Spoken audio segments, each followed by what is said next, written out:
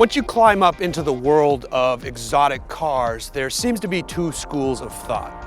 You can go outrageous, like a Lamborghini, or you can go somewhat more reserved, which is typically what the Brits do with their Aston Martins and their Bentleys. Somewhere in the middle of those ideals is this car.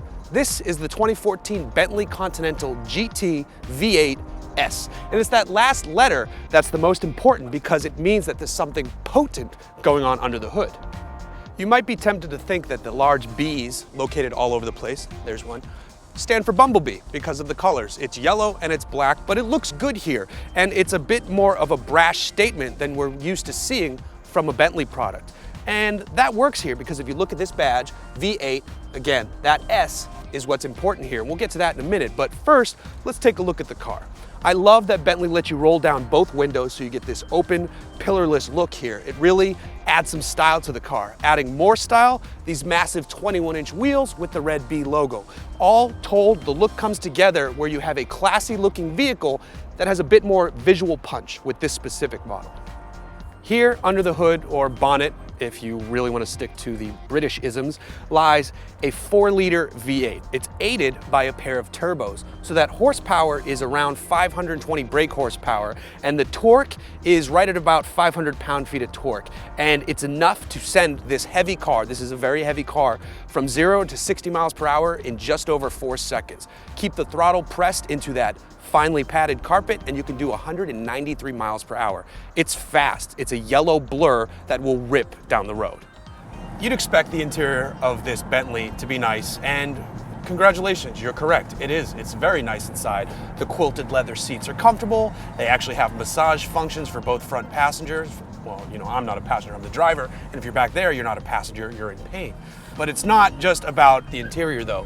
A Bentley is meant to be driven. Rolls-Royces, they always say you're meant to be driven in, but this car, you want to be the driver. You've got an 8-speed gearbox connected to that powerful engine, and it's got paddles, and the engine sounds so good.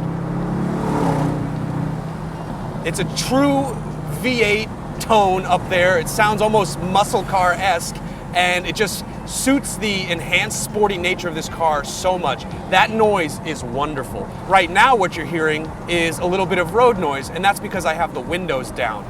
The reason I'm able to do that is because Bentley's attention to detail when it comes to this cabin space is so high. Lots of other cars, if you crack a window, all you're gonna get is just tons of wind noise. I was recently in an Audi RS7 and I couldn't even hear myself think with the window cracked a tiny bit. Here in the Bentley, I have all 4 windows all the way down and I can talk to you just fine. In fact, we could be on the highway right now and it would sound exactly the same. That is attention to detail, and it shows that Bentley is knowing what its customers want, and it's giving them something extra, in fact. But I could put the windows up and show you how quiet it can be.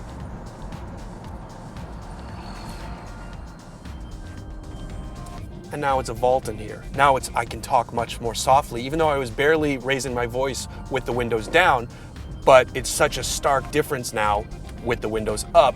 It's quiet in here. So if you were on a long journey, you can crank your audio system if you want to listen to your tunes undisturbed, or you can just sit back and enjoy the road, which I'm gonna do by grabbing different gears.